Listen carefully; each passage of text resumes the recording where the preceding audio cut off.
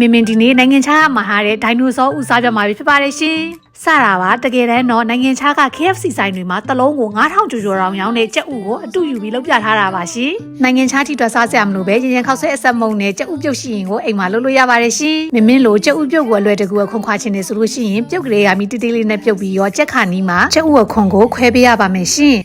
ကျက်ဥပြုတ်ကိုမိသေးသေးလေးနဲ့ရွှေဝါရောင်တန်းထွားတဲ့အထိကြော်ပေးရပါမယ်ရှင်။ကျက်ဥပြုတ်ကိုဆန်းဆန်းလေးနဲ့အလွယ်တကူလှုပ်ရှားခြင်းနေဆိုလို့ရှိရင်တော့ဒီတိုင်းလေးလိုက်လှုပ်ရှားကြည့်ကြပါရှင်။ပြီးရင်ကြုံမုံနှစ်စွန်းရင်ခောက်ဆွဲထည့်ရပါတဲ့အဆက်မုံနှစ်ထုပ်ထည့်ပေးရပါမယ်။ကြုံမုံနဲ့ရင်ခောက်ဆွဲရဲ့အဆက်မုံကိုတစ်အချိုးတစ်နဲ့ထည့်ပေးရပါမယ်ရှင်။သမအောင်ရောမွေပြီးရင်ကျက်ဥကြော်ကိုအဆက်မုံနဲ့ထည့်ပြီးရောနေရာတိုင်းအဆက်မုံကတ်သွားအောင်လိမ့်ပေးရပါမယ်ရှင်။အဆက်မုံနဲ့ကြက်ဥကတ်သွားတဲ့အထိလိမ့်ပြီးပြီဆိုလို့ရှိရင်ရေလေးနဲ့အနှဲငယ်တို့ပြီးရောနောက်တစ်ကြိမ်ထပ်လိမ့်ပေးရပါမယ်3ကြိမ်ကနေ4ကြိမ်အထိထက်ခါဒီတိုင်းလေးလိမ့်ပေးရပါမယ်ရှင်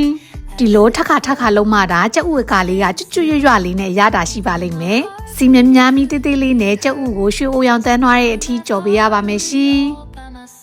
ဒီလိုလွတ်လပ်ကူကူနဲ့ပဲစိုက်မှာစိတ်ကြီးပေးဝယ်စားရတဲ့ဒိုင်နိုဆောဥရရှိသွားပါပြီရှင်